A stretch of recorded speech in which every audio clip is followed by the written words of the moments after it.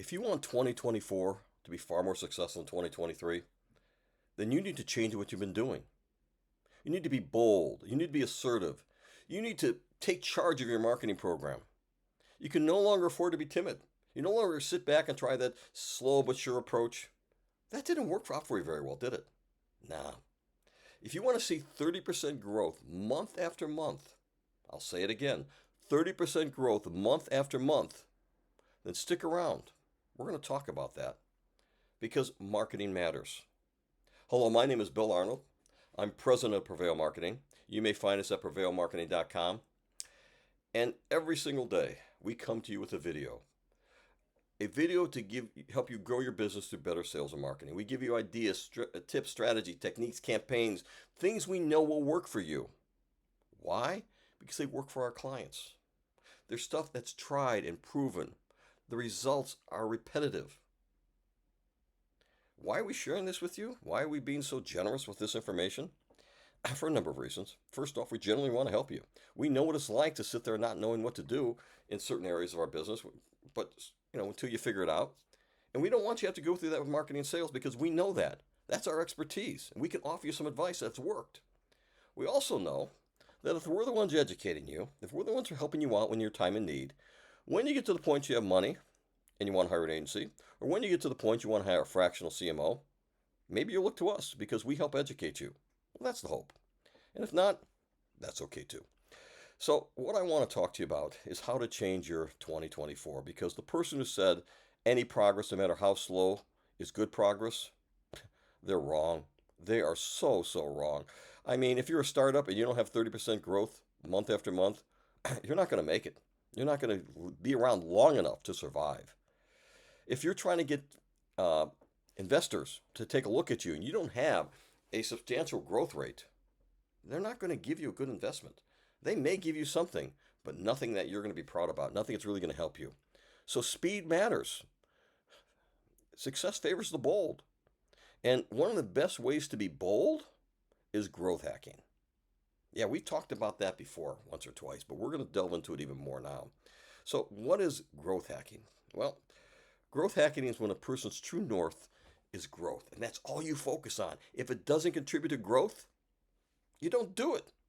If it does contribute to growth, you optimize, you A/B test it, you multivariate test it, and you make sure it is doing it really well. Growth hacking is all about finding effective ways to grow your business through experimentation.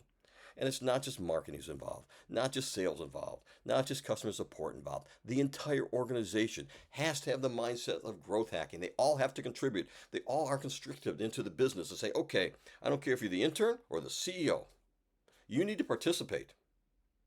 And if you're called upon to do something, that becomes priority one. Nothing else matters. I don't care what you're doing. That's what you're doing now. It's growth hacking is marketing sales on steroids. The entire organization is involved. Product development, everybody. So if you're having a period of stagnation, early startup stage, or an early stage company, you're not doing growth hacking, you're leaving a lot on the table. What we're going to do today is, a lot of what bothers me by so many of these blogs and videos I see people do, they say, oh, go do growth hacking. Here's all the benefits. And that's where they leave it with you. They really don't tell you how to implement it. They don't want to share that with you. We do. We're going to share with you how we have helped other companies get started on the growth hacking. Because many times, what we do is we set them on their path. We show them how to do this over the first 3, 4, 5, 6 months. And then once they understand how to do it, they're off on their own doing it. We're not involved. We may be consulted here and there, but we taught them how to fish for themselves, if you will. Okay? So we're going to tell you first off, the first thing you need to have to do is develop a company growth hacking mentality. And that's really important. Everyone must be focused on growth. Everyone must be committed to growth. It can't be lip service. It can't be, oh yeah, but I've got to do this report first before I help you with your project. No.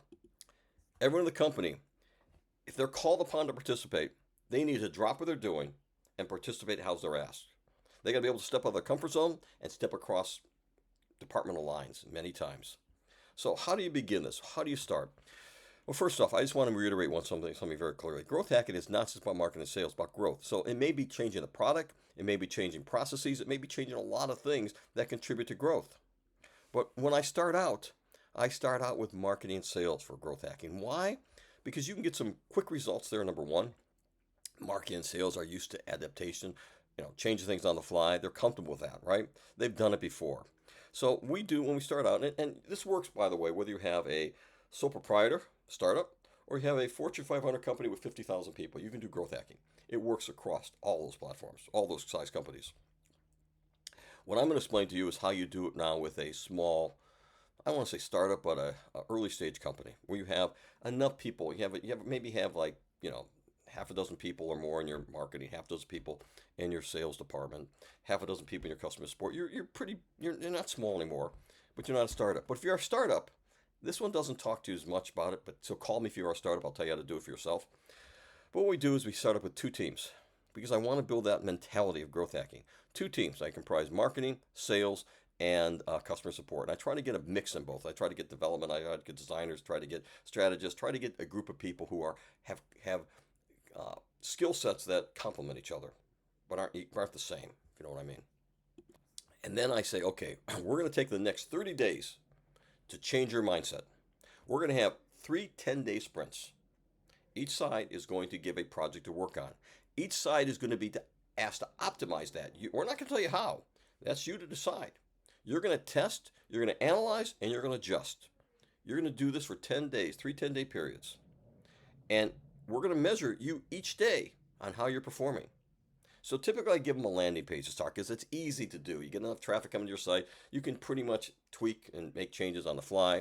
Within 24, 30 hours, you know what changes need to be made or should. If you're following the right metrics, you're looking at the right things.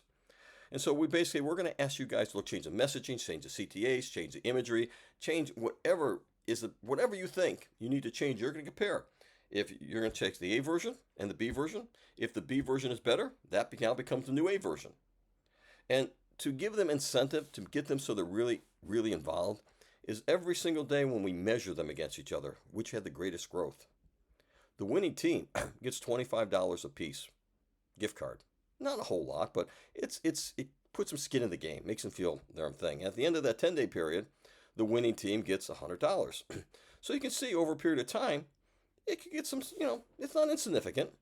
But what it does, you can't believe the amount of competitiveness it creates. How much there are, talking late at night saying, oh, we got to try this or we ought to do that.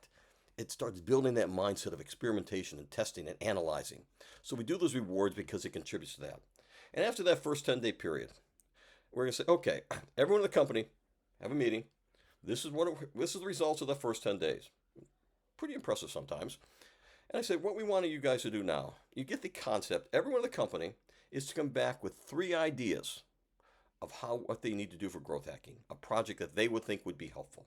Everybody, I don't care if you're the intern or the CEO, I want to hear back from you. You need to put in writing not just what ideas they are, what's the current state, what they want to experiment, how they want the experiment to run, what they're testing, what they think the results should be. What's the optimal results? That's a lot if you think about it sometimes, particularly that intern. I mean, that's probably maybe a little above their pay grade, but they do get involved. Sometimes they have some great ideas. And we say, okay, we're going to ask you all to put that together. At the end of that 30-day period, we're going to meet again. You guys are going to present your ideas to us. We're going to analyze them. We are then going to prioritize them. Say, okay, these ones seem to have the best opportunity to change the stars the quickest. And then once we agree that these are the next 5 or 6 they're going to work on, we tweak them, we analyze them, we help them formulate it because oftentimes they're good ideas, but poorly formulated implementation plans. That's where we come in and help them out. And we help them out by giving those implementation plans. And then we let them do the same thing. We let them test every 10-day period and optimize this. And only thing we ask them to do. Now, if we're doing it for them, we will do multivariate testing because we know what to analyze. We know why things are certain ways. But we say only do simple A/B testing because otherwise it gets to be difficult to do that analysis unless you're accustomed to it. So every day they test, they analyze, wash, rinse, and repeat. That's the process they go through, and it works. So the one pro tip I want to give you, it's very important.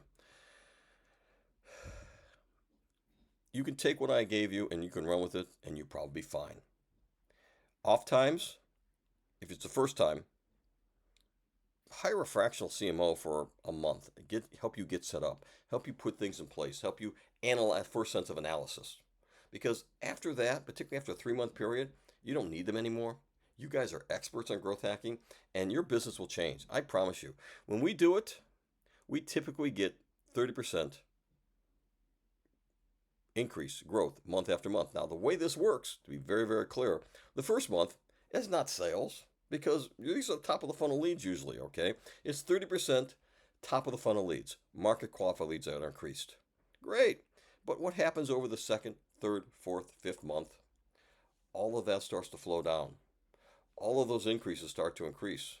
And you're going to hear tomorrow that because the quality of leads get better, it doesn't diminish much below 15 to 30% when you get to the bottom. Why? Because the leads are better quality. This whole process works. Tomorrow, I'm going to give you the reasons that what you can say to management to get it started, how you're going to get managed to buy into it. There's a process we use to do that. It works. We're going to give you the facts, but also the process for getting management to say yes. So, until tomorrow, I have one request for you, one favor. If this was valuable to you in any way, shape, or form, even for entertainment value, I don't care. Please like, please subscribe, please follow. Reason I'm so persistent on that is we are doing our own tests. We're doing our own evaluation on every single channel. We are seeing what channels are working, what channels are not working, what type of content's working. And the only way we can judge that is with your cooperation. So please help us out.